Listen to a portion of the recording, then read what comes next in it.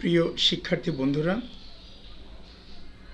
আজকে তোমাদের আরও একটা সুন্দর ম্যাথ শেখাবো। আমাদের শর্ত দেওয়া আছে x⁴ - x² + 1 = 0 হলে x + 1/x এর মান নির্ণয় করো। তবে আরও একটা শর্ত দেওয়া আছে যেখানে x > 0। তাহলে আমরা প্রথমে লিখতে পারি, দেওয়া আছে লিখে নিলাম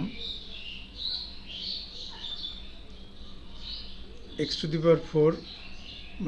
x² + 1 = 0। এবার আমরা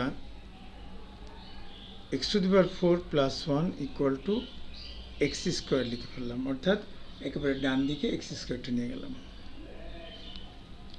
এবার উভয় পক্ষকে x² দিয়ে ভাগ করে দিলাম।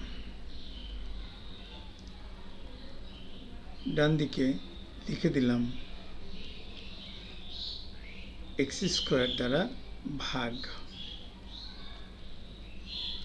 এখন প্রত্যেকটাকে আলাদা করে দাও। x⁴ by x² plus 1 by x² = 1।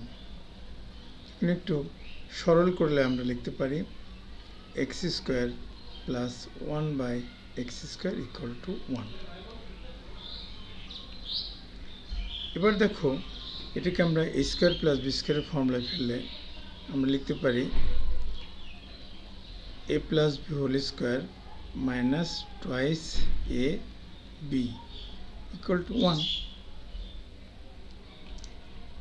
এখন x plus 1 by x whole square, এই জায়গায় x 1 by x উপর নিচে কেটে গেল।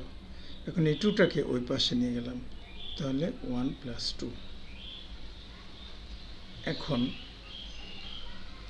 x plus 1 by x whole square = 3। তাহলে আমরা এখন বলতে পারি x plus 1 by x = √3, অর্থাৎ এখানে আমি করলাম বর্গমূল। তাহলে এটাই আমাদের অ্যান্সার।